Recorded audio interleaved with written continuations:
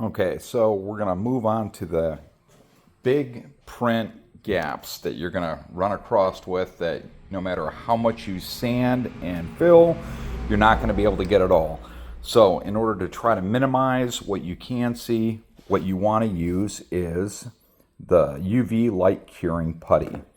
So as you can see on the big prints, we use our palm sander to try to knock down these ridges that it creates because of the way the print sits on the printer, and then it builds kind of like these little step ledges in here.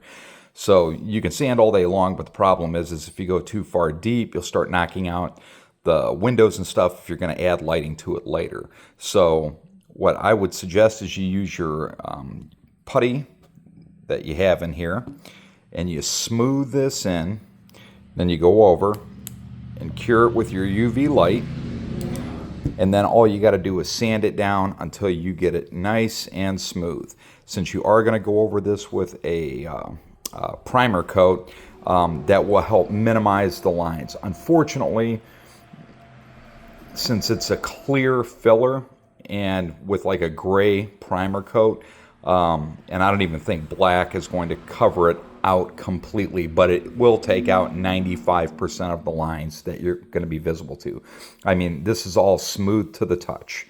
So once you get the putty filler sanded, and once you get it primed, then painted, then sanded, then painted again, and then your 3 coats of polyurethane over the top of it, it should be very minimal, if at all, noticeable.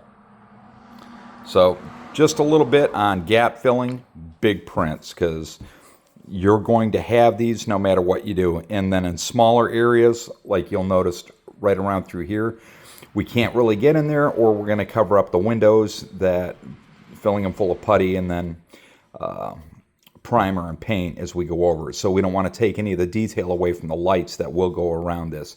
So this will just add a really cool pattern, caused by 3D printing, but we've managed to knock it out just about everywhere else. So good luck with your big 3D prints, and I hope this is able to help.